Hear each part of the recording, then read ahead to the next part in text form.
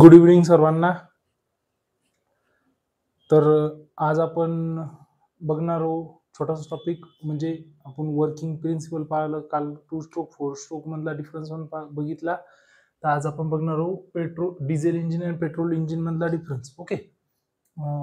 तर या साईडनं मी तुम्हाला समजून सांगतो.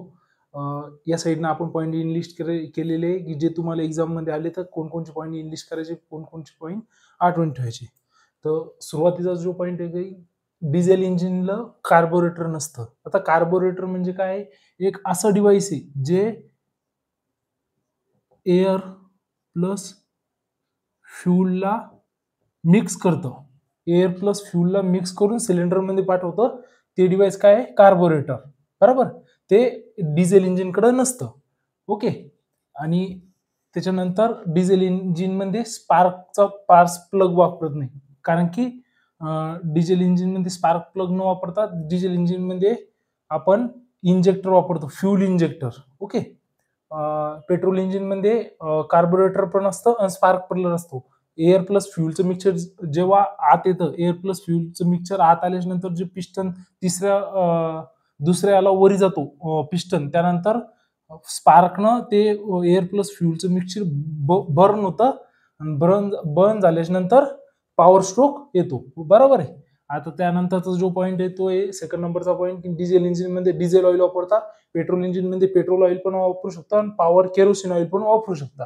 बरोबर आहे. डिझेल इंजिन मध्ये जो सक्शन स्ट्रोक असतो, जो पहिला स्ट्रोक असतो, त्या सक्शन स्ट्रोक मध्ये फक्त एअर सक केल्या येते, म्हणजे एअर त्या इंजिन सिलेंडरच्या आत येते. बरोबर आहे. आणि तेच जर आपण पेट्रोल इंजिन मध्ये पाहिलं तर कार्बोरेटर काय करतं? एअर प्लस फ्यूलचं जे मिक्सचर आहे ते पहिल्या स्ट्रोक मध्ये, म्हणजे सक्शन स्ट्रोक मध्ये आत पाठवतं. ओके.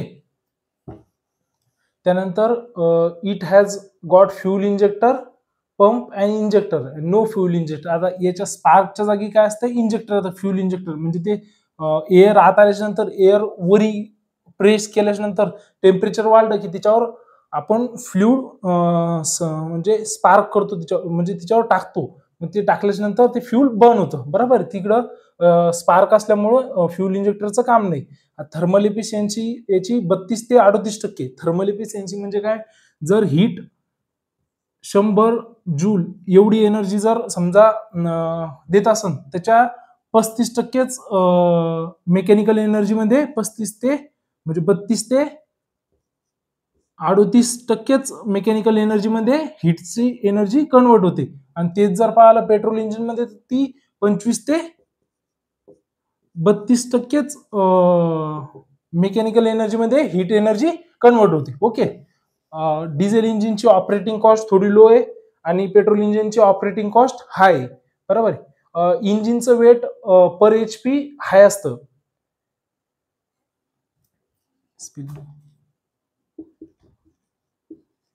म्हणजे वजनदार असतं याचं इंजिन, आणि याचं इंजिन कम्पॅरेटिव्हली लो असतं. म्हणजे समजा आपण एक्झाम्पल देऊ शकतो, मोठमोठ्या ट्रकमध्ये डिझेल इंजिन वापरतात ते हेवी असतात, आणि आता मोटरसायकल मध्ये, बाईक मध्ये जे वापरले पेट्रोल इंजिन ते थोडं लाईट वेट असतं. बरोबर आहे. कंप्रेशन रेशो याचा 40:1 असतो किंवा 12:1 असतो. पेट्रोल इंजिनचा 5:1 किंवा 8:1 असतो.